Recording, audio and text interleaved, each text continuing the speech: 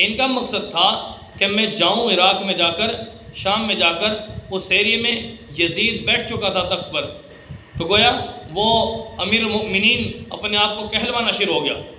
جگہ جگہ کے حکمران، وہ جو گورنر تھے، ان سب کو خط لکھا کہ میرے نام پر لوگوں سے بیعت لو اپنے اپنے علاقے میں، کہ یزید امیر المؤمنین بن چکا ہے۔ تو جب حضرت حسین رضی اللہ تعالیٰ اس بات کا پتہ چلا تو آپ رضی اللہ تعالیٰ عنہ اسی وقت وہاں سے نکلے، مدینہ سے مکہ آئے، اور مکہ میں آ کر دیکھا، حالات معلوم کیے تو پتہ چلا ان تک بہت سے خطوط آ چکے تھے کہ لوگ کوفہ کے، ٹھیک ہے، عراق اور شام وغیرہ کے لوگ وہاں سے بار بار خطوط بھیج رہے تھے کہ آپ آئیں، ہم آپ کے ہاتھ پر بیعت کرتے ہیں اور آپ کو اپنا خلیفہ تسلیم کریں گے، ہمیں یزید کی حکومت تسلیم نہیں ہے۔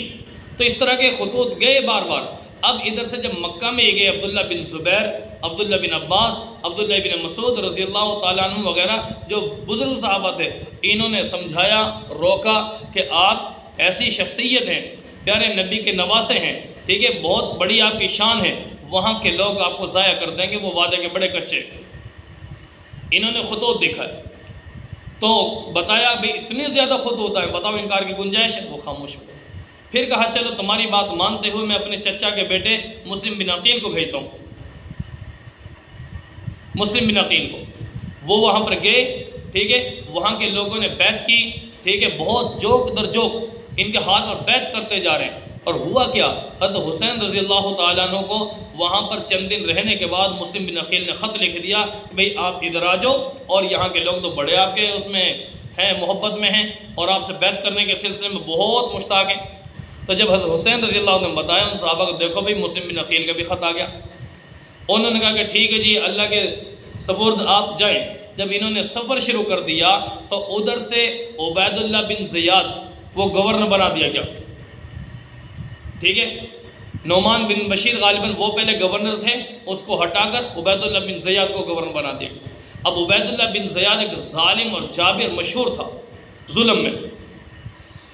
اب اس نے جا کر دیکھا کہ اس وقت جب پتہ چلا کہ مسلم بن عقیل کے ہاتھ پر بیعت ہو رہی ہے، مسلم بن عقیل کے ساتھ وہاں کے جو لوگوں نے بیعت کی، تو عبید اللہ بن زیاد نے اپنے ظلم کی وجہ سے، ایک روب اور دبدبے کی وجہ سے ان کو کہا کہ بھئی یا تو تم ان کے ساتھ بیعت توڑ دو ورنہ میں تمہارے ساتھ دو ہاتھ کروں گا۔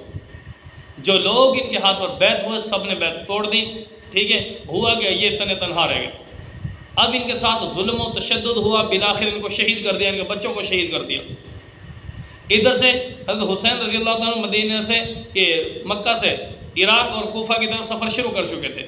موبائل کا کوئی دور نہیں تھا، ٹھیک ہے، کوئی میسج اس طرح کے کوئی پیغام کا ذریعہ نہیں تھا کہ ان کو پیغام دے دیا جائے کہ بھئی یہاں پر بیعت ٹوٹ چکی ہے اور مسلم بن عقیل کو شہید کر دیا گیا۔ ادھر سے یہ شہید ہو چکے، حضرت حسین رضی اللہ تشریف لا چکے، اور یہاں پر معاملہ ذرا سخت ہو گیا۔ آئی بات سمجھ؟ تو یہاں پر جب یزید کے طرف سے آنے والا عبید اللہ بن زیاد، وہ جو گورنر بنا تھا، اس نے ایک اپنا ماتحت کو بھیجا، ٹھیک ہے، عمر بن سعد کو، کہ جاؤ بھئی تم حضرت حسین کے ساتھ 1000 کا لشکر لے کر پہنچے، وہاں پر معاملات کرو ان کے ساتھ، ٹھیک ہے، بات ہوتی ہے تو ٹھیک ہے ورنہ ان کے ساتھ مقابلہ کریں۔ تو وہ ذرا نرم لہجے کے آدمی تھے۔ ادھر سے جب اطلاع آئی کہ حضرت حسین کہتے ہیں، انہوں نے شرائط رکھی ہیں، ایک یہ کہ مجھے اپنے گورنر جو تمہارا بڑا ہے یزید، اس سے فیس ٹو فیس ملاقات کرنے دو، یا پھر یہ کہ مجھے کسی سرحد پر جانے دو، میں جانوں اور کفار کا معاملہ جانے۔ تیسری شرط یہ رکھی کہ مجھے واپس جانے دو۔ اب عبید اللہ بن زیاد اس نے سمجھا، شمر اس کے پاس موجود تھا، ان دونوں کے معاملات آپس میں گپ شپ ہوئی، اور انہوں نے کہا کہ اگر یزید سے ملاقات حضرت حسین کی ہو گئی تو جیسے امیر معاویہ سے ملاقات ہوئی تھی، معاملہ صلح میں بدل گیا، تو ایسے ہی اگر ان کی ملاقات یزید سے کروا دی تو ان کا معاملہ پھر کہیں بن نہ جائے دوبارہ۔ تو شمر جیسے ظالم نے مشورہ دیا کہ نہیں، اس کو یزید کے پاس بھی نہیں جانے دینا، واپس بھی نہیں جانے دینا، اور اس کو کسی سرحد پہ بھی نہیں جانے دینا، ان کے ساتھ یہیں پر معاملہ کرو، اگر آج یہ ہمارے ہاتھوں سے بچ کر نکل گیا تو یہ بندہ دوبارہ افراد لے کر آئے گا اور تمہارا معاملہ خراب کرے گا۔ ادھر سے عبید اللہ بن زیاد نے 2000 کا لشکر لے کر اس شمر کے ہاتھ بھیج دیا۔ اس نے جا کر وہاں پر پہلے جو آیا تھا حاکم بنا کر بھیجا گیا ایک بندہ، اس کو کہا کہ تو حسین کے ساتھ سختی کرتا ہے تو کر، ورنہ ہم تیرے ساتھ تو ہاتھ کریں گے پہلے۔ وہ بھی ڈر گیا، اپنی جان کے لالے پڑ گئے۔ تو میرے بھائی ہوا کیا، ادھر سے ان کے معاملات خراب ہوئے، حضرت حسین رضی اللہ تعالیٰ کے ساتھ یہ معاملات وہاں پر ایسا میدان سجائیے، جہاد کی صورت اختیار کر گیا۔ تو حسین رضی اللہ تعالیٰ کے ساتھ جتنے افراد تھے بہت سے شہید کر دیے گئے۔ حضرت حسین رضی اللہ تعالیٰ اپنے ایک ایک جو بھی شہید ہوتا جاتا اپنے کندھوں پر اٹھاتے اور ان کو خیمے میں لاتے۔ آخر کار چند خواتین بچی ہیں، امام زین العابدین حضرت حسین کے بیٹے۔ یہ کون تھے؟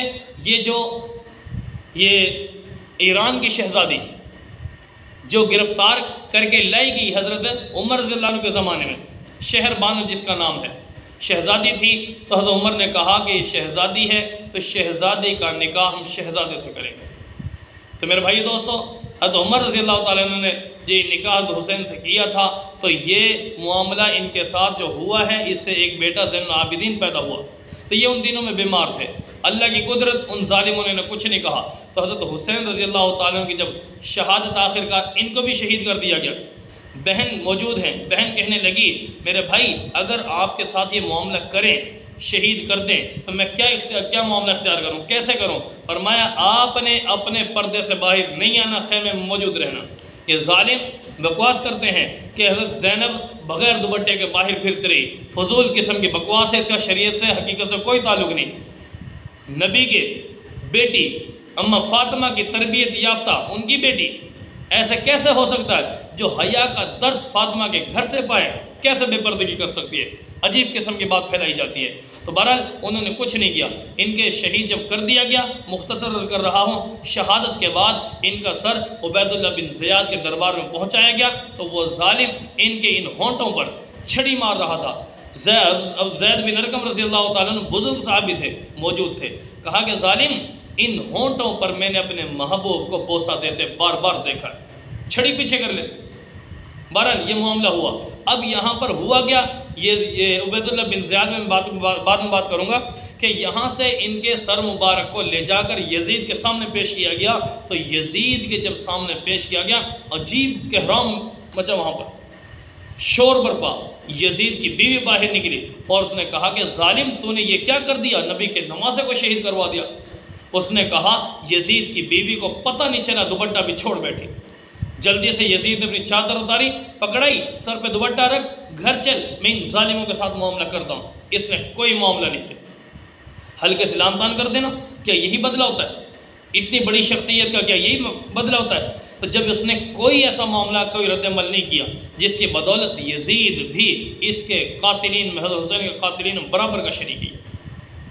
تو بہرحال یہ ہوا کہ جب عبید اللہ بن زیاد نے ان کا سر مبارک سامنے رکھا، اسی جگہ پر اللہ کا کرنا ایسا، مختار ثقفی کا جب معاملہ آیا، حکومت آئی، اس نے عبید اللہ بن زیاد کو ایسے ہی قتل کر کے اس کا سر وہیں پر رکھا۔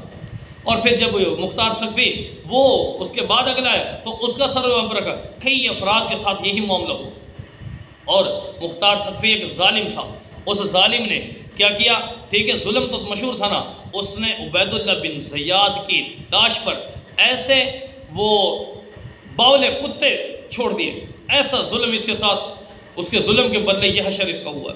تو بہرحال میں عرض یہ کر رہا ہوں، جب یزید کے دربار میں گیا اس نے کوئی ایسا معاملہ نہیں کیا۔ میرے بھائی، میرے یاد رکھنا دوست کہ حضرت حسین رضی اللہ عنہ کی شہادت کے بعد ان کا سر مبارک پیارے نبی صلی اللہ علیہ وسلم کی بیٹی اماں فاطمہ کے قریب جنت البقیع میں مدفون۔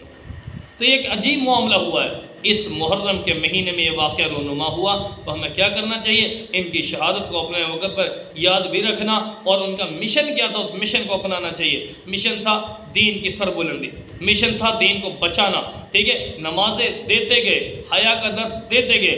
آج ہمارے اندر حیا بھی ہونی چاہیے، نماز بھی ہونی چاہیے، قرآن بھی ہونا چاہیے، نبی کا فرمان، نبی کی سیرت، نبی کا اخلاق بھی ہونا چاہیے۔ یہ ہے حسینیت۔